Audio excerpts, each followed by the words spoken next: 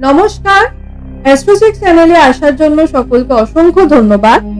আজ আমরা আলোচনা করব 2025 সালের এপ্রিল মাস কর্কট রাশির মানুষদের জন্য ঠিক কিরকম আসতে চলেছে, অর্থাৎ গ্রহগত অবস্থানটি কি থাকবে আর গ্রহগত অবস্থানের উপর ভিত্তি করে আপনাদের শরীর স্বাস্থ্য, সম্পর্ক, শিক্ষা, কর্ম বা ক্যারিয়ারের জায়গা, এছাড়া আপনাদের ভাগ্য এবং ব্যবসা ঠিক কিরকম থাকতে চলেছে সেই সম্পর্কেই আজকের আমাদের এই আলোচনা।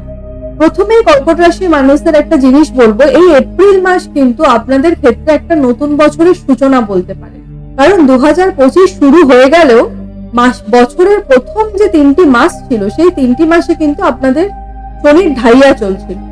তবে 29শে মার্চ 2025 কিন্তু আপনাদের জীবনে শনির ঢাইয়ার সমাপ্তি হয়ে যাচ্ছে। সুতরাং নিঃসন্দেহে বলা যেতে পারে অ্যাকচুয়ালি এপ্রিল মাস থেকেই কিন্তু আপনাদের জীবনে নতুন বছরের সূচনা পরিলক্ষিত হতে দেখা যাবে। আলোচনার পূর্বে সকল দর্শকদের উদ্দেশ্যে জানাবো আজকের এই আলোচনা চন্দ্র রাশির উপর আধারিত এবং এটি একটি সার্বিকভাবে আলোচনা, অর্থাৎ আপনাদের নিজস্ব জন্মছকে কিন্তু এর সামান্য ভিন্নতা অবশ্যই পরিলক্ষিত হতে পারে। প্রথমেই মাত্র 1 মিনিটের মধ্যে আপনাদের একটু গ্রহগত অবস্থান জানিয়ে দেবো এবং সকলের কাছে অনুরোধ করব ভিডিওটি এখান থেকে একটুখানি স্কিপ না করে সম্পূর্ণ মনোযোগ সহকারে শোনার। সর্বপ্রথম বলবো, কর্কট রাশির মানুষদের কিন্তু রাশির অধিপতি দেবতা হচ্ছে চন্দ্রমা এবং এই মাসে আপনাদের 3rd হাউসে থাকছে কেতু, আপনাদের 9th হাউসে থাকছে 5টি গ্রহ রবি, শনি, রাহু, বুধ এবং শুক্র। এই 5টি গ্রহই কিন্তু এই আপনাদের এপ্রিল মাস জুড়ে একত্রিত হয়ে আপনাদের 9th হাউসে থাকবে। তবে রবি কিন্তু 15ই এপ্রিল পর্যন্ত 9th হাউসে থাকছে এবং 15ই এপ্রিলের পরে রবি সঞ্চার করে যাবে আপনাদের 10th হাউসে। বৃহস্পতি পুরো মাসটি জুড়েই থাকছে আপনাদের একাদশে, মঙ্গল থাকছে মাসের প্রথম 4টে দিন আপনাদের দ্বাদশ ঘরে এবং পরবর্তীতে কিন্তু মঙ্গল গোচর করে যাবে আপনাদের 1st হাউসে অর্থাৎ রাশির উপরে। এই থাকছে কর্কট রাশির মানুষদের ক্ষেত্রে এপ্রিল মাসে গ্রহদের অবস্থান। এবার এর উপর ভিত্তি করে সর্বপ্রথম আলোচনা করব আপনাদের শরীর স্বাস্থ্য। দেখুন, শরীর স্বাস্থ্য দেখা হয়ে থাকে আমাদের 1st হাউস থেকে, আর এই মাসে 5 তারিখের পর আপনাদের 1st হাউসে কিন্তু মঙ্গল চলে আসছে, অর্থাৎ মাসের প্রথম 4টে দিন কর্কট রাশির মানুষদের মধ্যে একটু গা হাত পা ব্যথা ব্যথা ভাব বা আপনাদের শোল্ডার পেন, পায়ের অ্যাঙ্কেল পেন বা হাঁটু যন্ত্রণা, এগুলো কিন্তু মাসের প্রথম 4টি দিন পরিলক্ষিত হতে দেখা যাবে। তবে 5 তারিখের পর কিন্তু এই সমস্যাগুলো আর থাকবে না। অন্যদিকে আবার 9th হাউসে কি হচ্ছে, আপনাদের 5টি গ্রহ একত্রে থাকছে এবং বুধ কিন্তু রাহু এবং শনির সঙ্গে থাকছে 9th হাউসে। সেটা কিন্তু ইন্ডিকেট করে ছোটখাটো কোনো ইনফেকশন বা অ্যালার্জি বা ছোটখাটো পেটে ব্যথা বা আপনাদের খানিকটা চোখ জ্বালা জ্বালা ভাব, এগুলো কিন্তু পরিলক্ষিত হতে পারে। তবে মোটের উপর যদি বলা হয়, এপ্রিল মাস কিন্তু কর্কট রাশির সমস্ত মানুষদের ক্ষেত্রে শরীর স্বাস্থ্যের ক্ষেত্রে যথেষ্ট ভালো থাকবে। শরীর স্বাস্থ্যে কিন্তু বিশেষ কোনো সমস্যা পরিলক্ষিত হবে না। এরপর বলবো আপনাদের শিক্ষার ক্ষেত্রটা নিয়ে। শিক্ষার ক্ষেত্র কিরকম থাকবে? দেখুন, শিক্ষাটা দেখা হয়ে থাকে আমাদের 5th হাউস থেকে, আর আপনাদের ক্ষেত্রে 5th হাউসের লর্ড কি? মঙ্গল, যে কিনা মাসের প্রথম 4টি দিন থাকছে দ্বাদশে, তারপর আপনাদের রাশির উপরে গোচর করবে। অন্যদিকে আবার দেবগুরু বৃহস্পতির দৃষ্টি থাকছে আপনাদের 5th হাউসে, অর্থাৎ পড়াশোনার ক্ষেত্রে কিন্তু এপ্রিল মাস মোটামুটি ভাবে যথেষ্ট শুভ থাকছে। তবে যদি আরো ভালো কখন হবে সেটা বলা হয়, সেটা বলবো এপ্রিল মাসের পর রবি যখন আপনাদের উচ্চ অবস্থানে চলে আসবে না, তখন কিন্তু শিক্ষার জায়গাটা আরো বেটার হবে। অর্থাৎ মাসের যে শেষ মধ্যভাগ সেটা কিন্তু বেশি ভালো থাকছে, কারণ রবিকে কিন্তু বলা হয়ে থাকে গভর্নমেন্টের কারক। অর্থাৎ এই সময়কালে যারা বিভিন্নভাবে কম্পিটিটিভ এক্সামের জন্য চেষ্টা করছেন বা বিভিন্নভাবে কোনো গভর্নমেন্ট চাকরির জন্য চেষ্টা করছেন, তাদের জন্য কিন্তু একটা দুর্দান্ত সময় থাকতে চলেছে 14 এপ্রিলের পরবর্তী সময়কালে। তবে প্রাথমিক শিক্ষা এবং উচ্চ শিক্ষা উভয় ক্ষেত্রটাই কিন্তু 14 এপ্রিলের পরে বিশেষভাবে শুভ হবে এবং ওভারঅল যদি বলা হয় শিক্ষার্থী বিদ্যার্থীদের ক্ষেত্রে এপ্রিল মাস কিন্তু যথেষ্ট শুভ। এরপর বলবো প্রেমের সম্পর্ক নিয়ে বা প্রেমের সম্পর্কে যারা জড়িত রয়েছেন তাদের ক্ষেত্রে এপ্রিল মাস কিরকম কাটতে চলেছে। দেখুন, প্রেমের জায়গাটা কিন্তু দেখা হয়ে থাকে আমাদের 5th হাউস থেকে, আর 5 তারিখের পর কিন্তু মঙ্গল নিজ অবস্থায় চলে আসবে, অর্থাৎ হঠাৎ হঠাৎ একটা রেগে যাওয়া বা ছোটখাটো বিষয় নিয়ে একটা জেদ করা, এগুলি কিন্তু আপনার মধ্যে প্রবল মাত্রায় বাড়বে। তার সাথে সাথে এই সময় কিন্তু আপনাদের জন্য একটা পরামর্শও দেব, যতটা পারবেন মাথা ঠান্ডা রেখে কাজ করতে, এবং নিজের রাগটাকে কিন্তু আপনাকে এই মাসে একটু কন্ট্রোল করে চলতে হবে বা ব্যালেন্স করে চলতে হবে। নতুবা আপনার নিজের রাগ বা আপনার নিজের জেদই কিন্তু সম্পর্কের মধ্যে একটা সমস্যার সম্মুখীন আপনাকে করাবে। এই জায়গাটাতে কিন্তু একটু আপনাদের কন্ট্রোল করে চলাটা দরকার। তবে ভয় পাওয়ার কোনো কিছু নেই, তার কারণ আরেকটা জায়গা ভালো থাকছে, সেটা হচ্ছে বৃহস্পতি কিন্তু 5th হাউসে দেখছে। বৃহস্পতি আপনাদের 5th হাউসে দৃষ্টি রাখছে, অর্থাৎ তা কিন্তু এটাও ইন্ডিকেট করছে যে মিসআন্ডারস্ট্যান্ডিং বা একে অপরের সঙ্গে একটা মত পার্থক্য যতই হোক না কেন, কেউ কিন্তু কাউকে ছেড়ে যাবে না, অর্থাৎ সম্পর্ক কিন্তু থাকবে।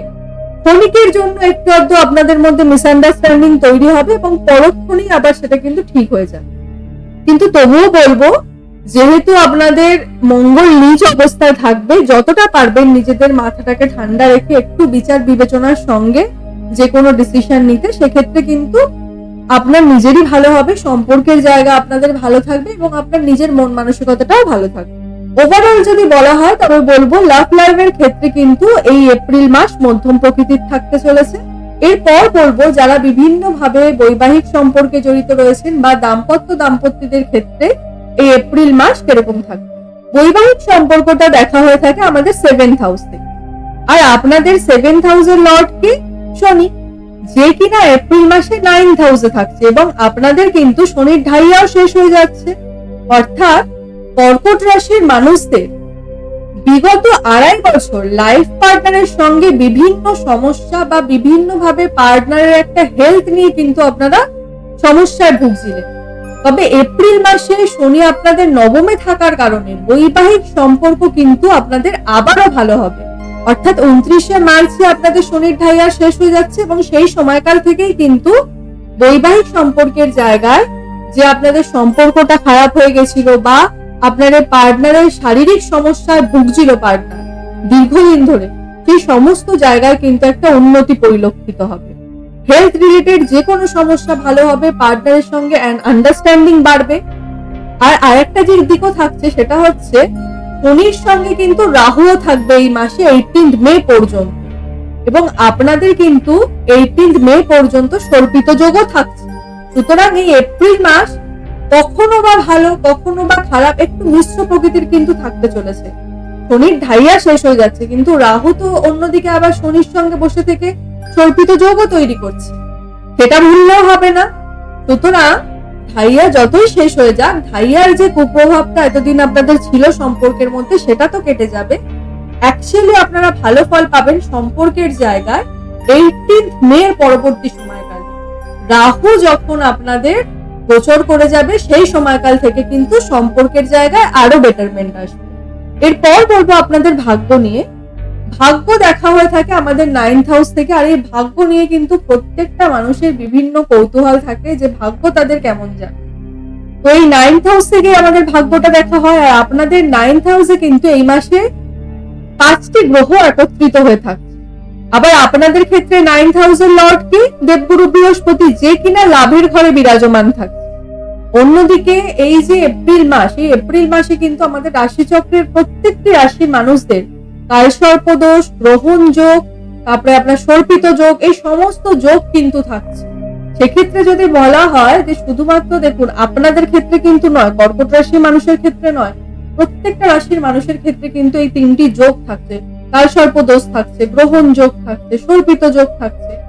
সুতরাং যতই বৃহস্পতি লাভের ঘরে বিরাজমান থাকুক না কেন, ভাগ্যের সহায়তাটা কিন্তু আপনারা এই এপ্রিল মাসে খুব একটা বেশি পাবেন না। এই এপ্রিল মাসের জন্য সমস্ত কর্কট রাশির মানুষদের একটা উপদেশ দেব, তা হচ্ছে হঠকারিতার সঙ্গে কিন্তু কোনো ডিসিশন নেবেন না। যে কোনো কর্ম শুরু করার পূর্বে একটুখানি ডিসিশন ধীরে সুস্থে নিন, অ্যানালাইজ করে নিন, আর যতটা পারবেন নিজের ফেলিওরটাও কিন্তু ক্যালকুলেট করে নিন যে আপনি যেই কর্মটাতে এগোচ্ছেন সেই কর্মটাতে আপনি সাকসেস হলে কতটা সাকসেস হতে পারবেন এবং ফেলিওর হলে আপনার কি কি ক্ষতি হতে পারে। এই জিনিসগুলো কিন্তু একটু ভেবে আপনাদের নামা উচিত। এই মাস এপ্রিল মাসে কিন্তু যদি কেউ কোনো গুরুত্বপূর্ণ কর্ম ভাবেন যে ভাগ্যের ভরসায় নামবেন, তা কিন্তু আপনাদের জন্য বিপদ ডেকে আনে। কারণ ভাগ্যের সহায়তা কিন্তু আমি বারংবার বলছি একটুও পাবেন না আপনারা। বৃহস্পতি যতই থাকুক না কেন আপনাদের লাভের ঘরে, সে লাভের ঘরে থেকেও কিন্তু পুরোপুরি ফল দিতে পারবে না, কারণ এতগুলো যে দোষ লেগে আছে দেখুন না, কিভাবে আপনারা ভালো ফল পাবেন। সুতরাং 18 মে পর্যন্ত আমি বলবো যতক্ষণ আপনাদের সর্পিত যোগ থাকছে ততক্ষণ কিন্তু পুরোপুরি ভাগ্যের ভরসায় কোনো কাজ ধরবেন না। নিজের যেটাতে কনফিডেন্স রয়েছে, আপনি জানেন যে হ্যাঁ এটা আপনিতে এই কাজটা আপনি করলে আপনি কমপ্লিটলি সাকসেস হবেন, তবেই আপনি সেই কাজটা করুন। অথবা যদি সম্ভব হয় আরো 1-1.5 মাস ডিলে করে কিন্তু আপনারা যে কোনো শুভ কর্মের সূচনা করতে পারেন। তবে আর একটা জিনিস থাকছে, তা হচ্ছে যে যারা এই মাসে কোনো শুভ কর্ম বলতে ঘরে ছোটখাটো কোনো অনুষ্ঠান করতে চাইছেন বা বিভিন্ন ভাবে কোনো মাঙ্গলিক কাজকর্ম করতে চাইছেন, তা কিন্তু এই মাসে করতেই পারে।